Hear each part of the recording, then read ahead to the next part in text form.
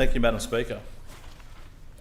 The Summary Offences Amendment Police Memorial Offences Bill is about respect, and it's about recognition of those who put themselves in harm's way to protect our communities.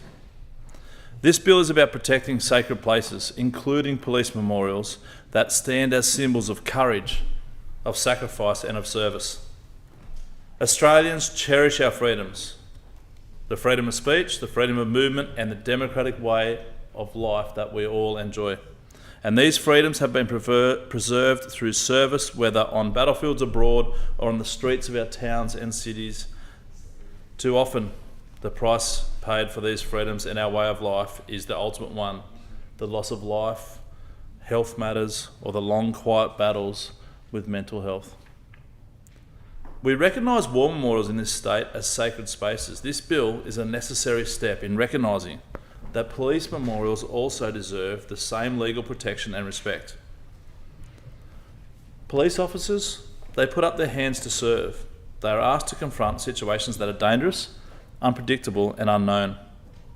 The reactions required in those moments of choice are difficult, and no one knows how they will react until they are there. The courage and composure demanded is extraordinary, and yet despite all of this, they are sometimes criticised unfairly, or worse, disrespected in their own towns. Lately, our state has been in heated debate about policing, about methods used in crowd control and the actions of officers when they interact with the public. These conversations are important. Where there are real concerns about actions or behaviours, they should be addressed. It should also be noted that these are very, very rare. We must remember that policing is an occupation that very few can nominate themselves to do.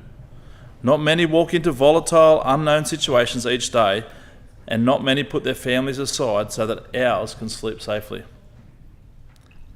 In the current political climate, it is crucial to recognise the demands placed on police officers.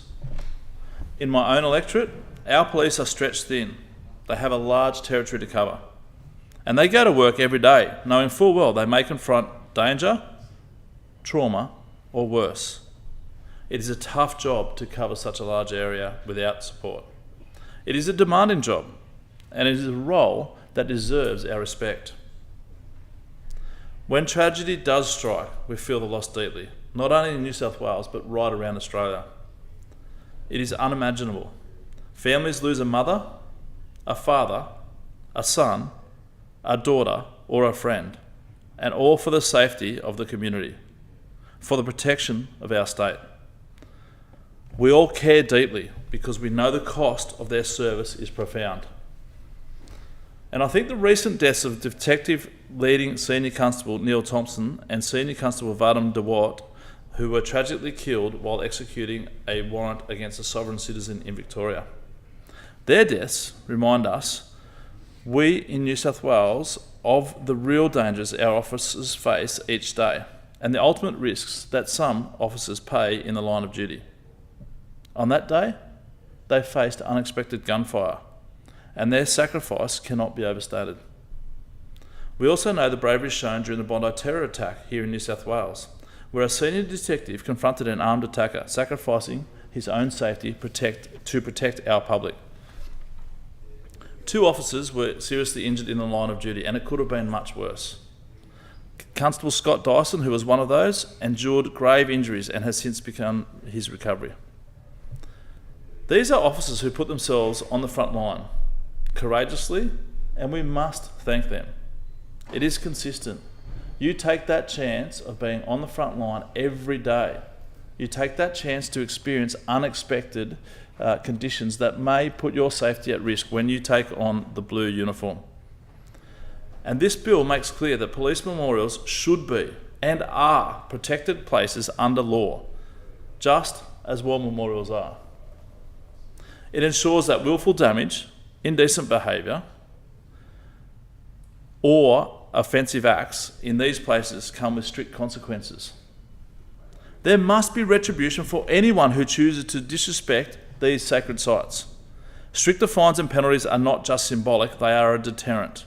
They must send a clear message that this behaviour is unacceptable and will not be tolerated. The actions that desecrate memorials show a lack of understanding, a lack of regard for the sacrifices others have made for our safety and freedoms. And after all, those who desecrate a memorial because of an ideology, they're the first people to put their hands up for the protection of the police when they're needed. We also have a responsibility as a community to educate Australians about respect and to lead a life that is law-abiding.